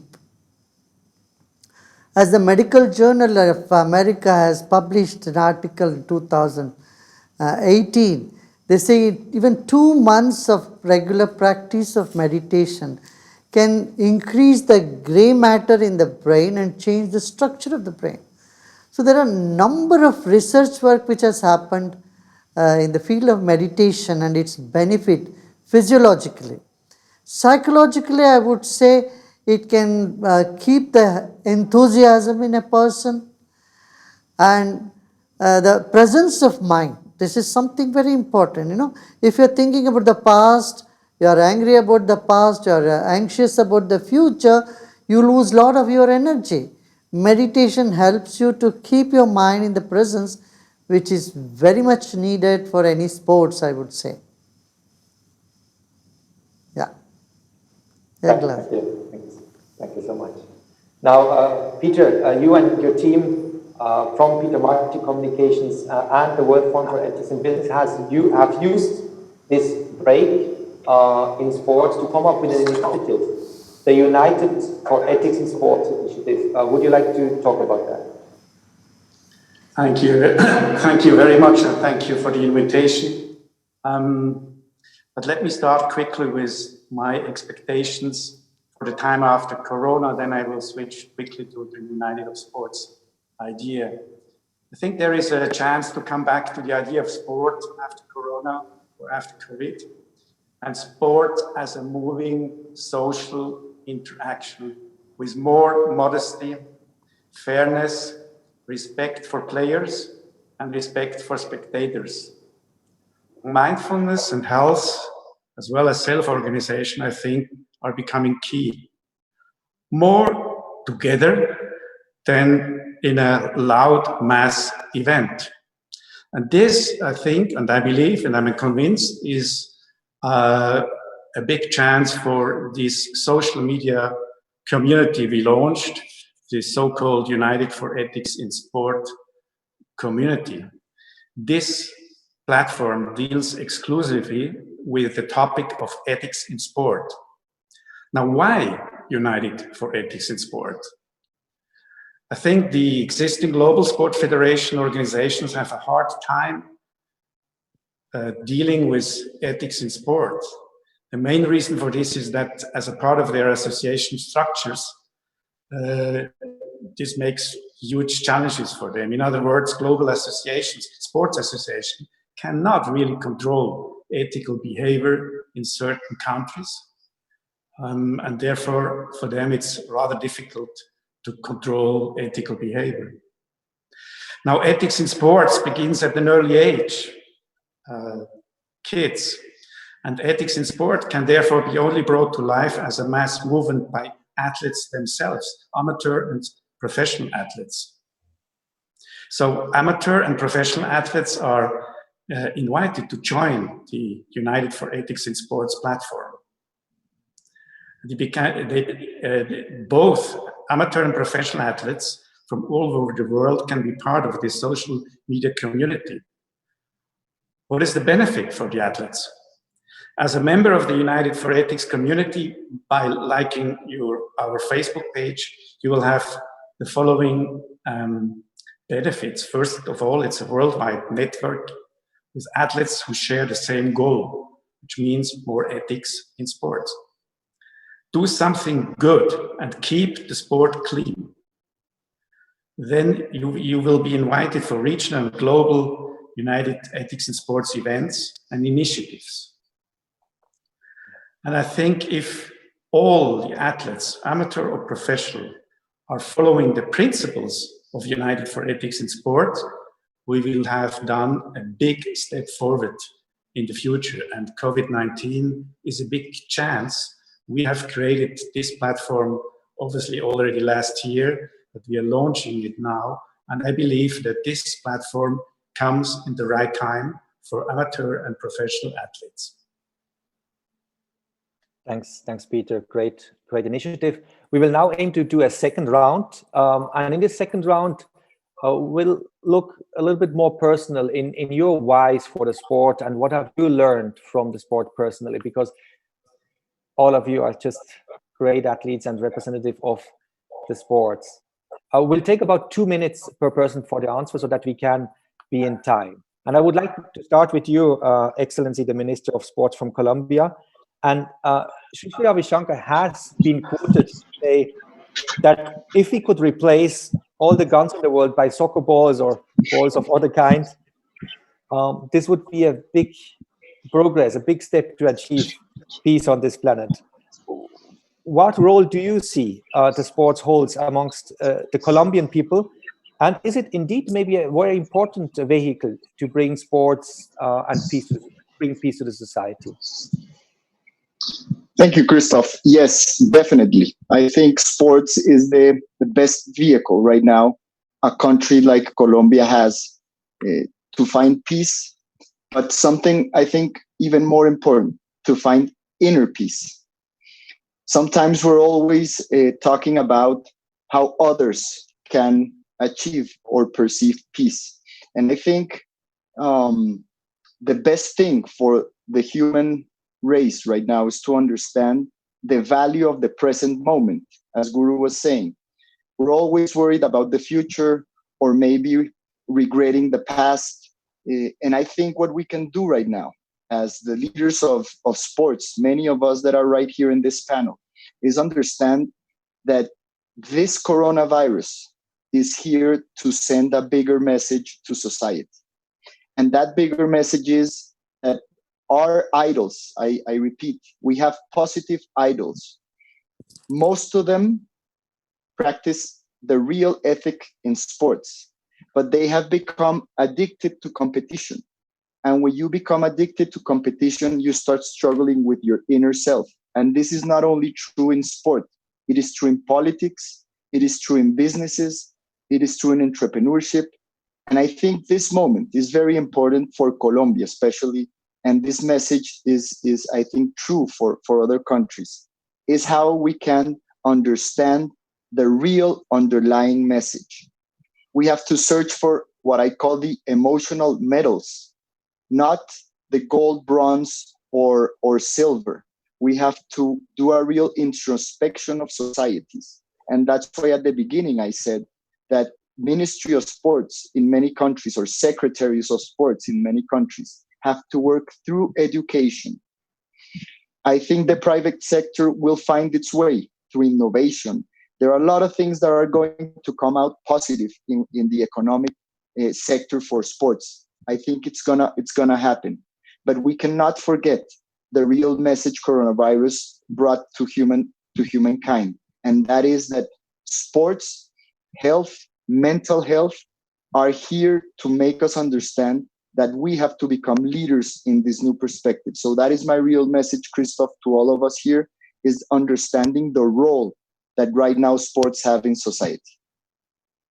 And that's so beautiful. Emotional medals. I think I will take that with me from today's discussion. And also how you speak about the importance of being in the present moment. Now, in preparation of today's discussion, I looked at the Wimbledon match Heinz Günther played in 1985 when he won. And Heinz, I noted that when you served with match point, to win your first Wimbledon title, you actually managed to play an ace, something which is super difficult. So where did you take at that time your mental strength? A lot of practice. Interestingly enough, being on a tennis court, and I guess when you're a professional athlete, everything becomes very intense. So I can still feel hitting that ball after so many years. And interesting enough, the second I made contact, I knew he was an ace prior to anyone else on that court. And, we had a lot of discussion about sports, and, what sports gave to me is moments like that. I got to know myself much, much better because of professional sports, not only, on a tennis court, but besides the tennis court. I know myself pretty well by now, because when you play professional sports, you go through a lot of ups and downs. There's a lot of reflection in between matches, in between competitions, and so on and so forth. And I've been lucky to be able to play, coach, and now talk about sports. And I think it's terrific when people talk about, how professional sports should change and ethics and all that kind of things. That'd be fantastic if through Corona this will happen. But professional sports is basically a reflection of society. And today, the winner is celebrated, and you only win if you have singular focus on this. So if through Corona this changes to the point where to participate becomes more important again, I'm all for it. Absolutely, Heinz. Lots to learn from you for sure. Now, Sarah, as an athlete, you participated in the 1988 Olympic Games, and now you're serving your sport in the highest function. How did you at that time manage your mind? In ski, I think one mistake, one moment of not being present can cost the competition. How did you cope with that? Well, this is what you're doing. Actually, your mind is as an important part as the physical elements of the sport, and you have to train this. You have to make this an important part of replicating that competition pressure during your training and your preparations. And in fact, you posed another question to me, and I would just like to jump into that when it comes to my role in sport as well. And well, I've had the privilege, the opportunity to work all my life in sport. I was a very sporty child, and it played a central role ever since. Athlete, team manager in the sports industry, within the National Association, and then working internationally since 25 years, technical function, and now a Secretary General of the largest international winter sports federation. And I always felt and feel it stronger and stronger now. And the situation through this COVID-19 pandemic has brought it out even more, that sport plays really an equaling role in the whole of society. It reaches out across all sectors, different ages, diverse participation, and on the sports field, that everyone is equal.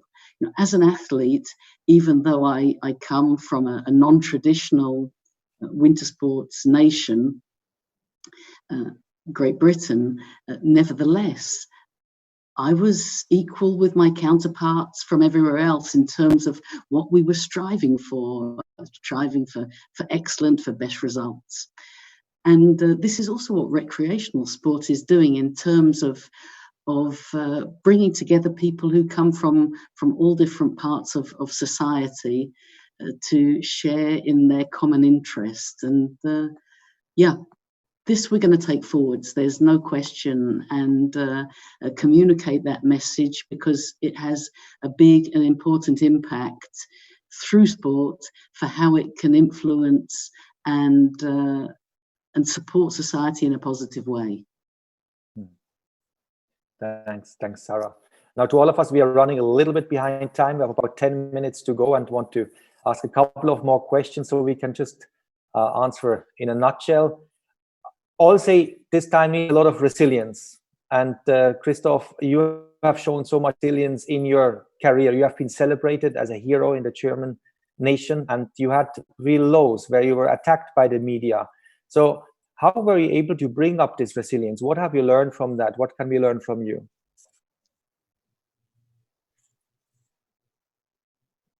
I think we have different parts of sports. Mostly I'm speaking about the professional part, because I worked more than 40 years in this professional part. But I remember very well that I started to play football because I had a big passion for football. I had an enthusiasm and I had a love for this sports. And then when I changed to the senior, to the professionals, it becomes more and more a business, a big sports industry. And hopefully, even we from the professional sector of sports will use this Corona crisis for a certain, let me say, self-reflection in the way of social responsibilities. With social responsibilities, I mean also ethical values like fairness, like transparency, like open communication, because a lot of things happening in the world of football where the normal people cannot understand. They will not follow, and we have to reconstruct things. Even I think a lot of clubs will face financial difficulties. They have to lower their costs. That means we have to think about the salary of the players. We have to think about the transfer fees. We have to think about the big commissions of all the managers, agents who are taking a lot of money out of this part.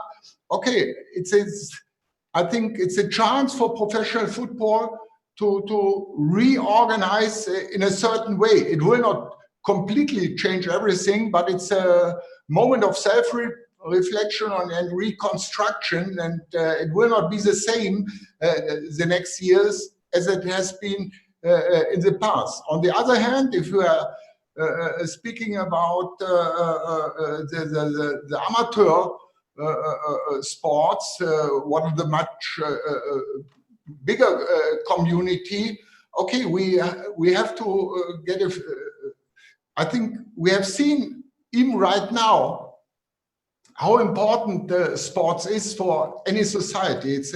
It's vital for every society. It unites, and as we have heard it before, on the pitch, all the people are equal. And in football, I say always, it's not so important which passport you have, but it's important how you pass the ball.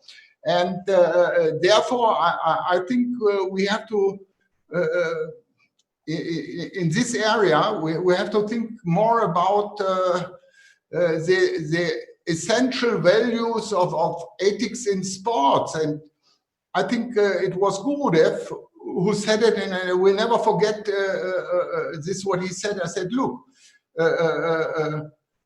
sports is like a picture. The business is a frame around the picture, but inside the picture, that is the love. That's a deeper understanding of sports activities. And I think during this time, we are reflecting more on essential things. And if I'm going now in parks and see people with bicycles, okay, for other countries it's maybe normal, but for Germany it's not so normal that we're becoming now a bicycle nation, or how people in groups are making jogging. So I think everybody understands the vital importance of sports in every society. And okay, we as Gurudev says, we have to take a deep breath, we have to smile, and we have to think positive, because every crisis will give chances to single individual, to every club, and to the whole society. Please let us use these chances. Yes, absolutely, Christoph. Now, Tom, you are helping organizations to use the chance in the crisis. You're working with so many stakeholders. You advise them for short and midterm future goals in this crisis. What do you advise? What should they do? And you need to unmute. Oh, yeah. Perfect. You're on mute. Yeah, so it's a great question. I mean, we talked a little bit earlier on this webinar about values, and that's what I'm encouraging people to do in the United States, is to realign our sports system with the values of health and inclusion, right? So competition is great. There are lots of reasons why we play sports in this country, and there's reasons why we construct our sports systems in the way that we do. I think the best future belongs to those sports systems that understand what is in the best interest of health, meaning public health broadly, but also individual health, physical and mental or otherwise. And are inclusive, formats that are not exclusive, that make room for anyone who wants to be physically active through sport at whatever age possible. And if we can do that, I think we can lift all boats. I don't think there's any loser if we go down that path.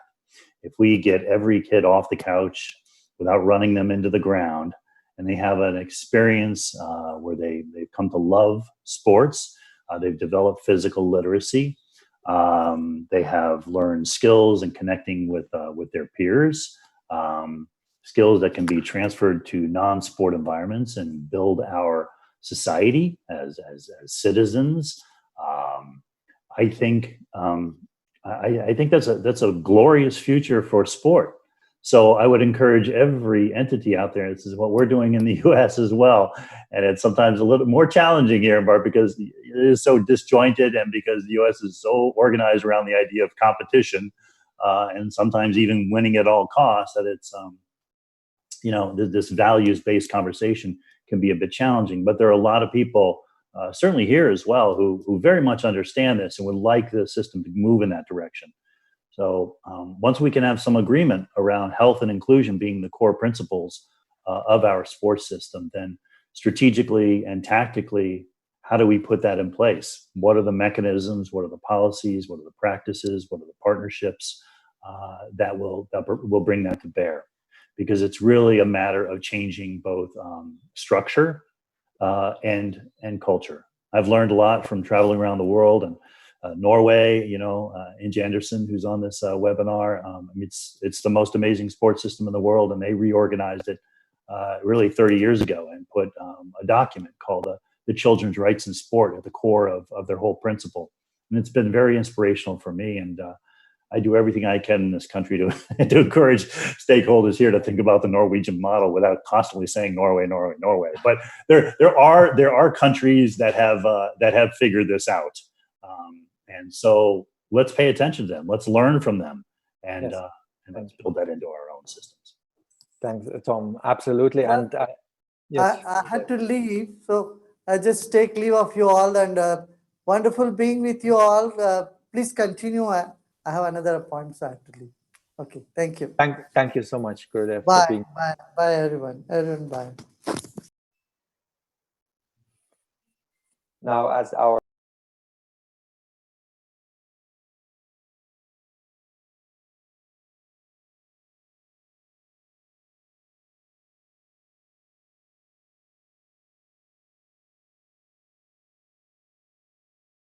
work with your coachees.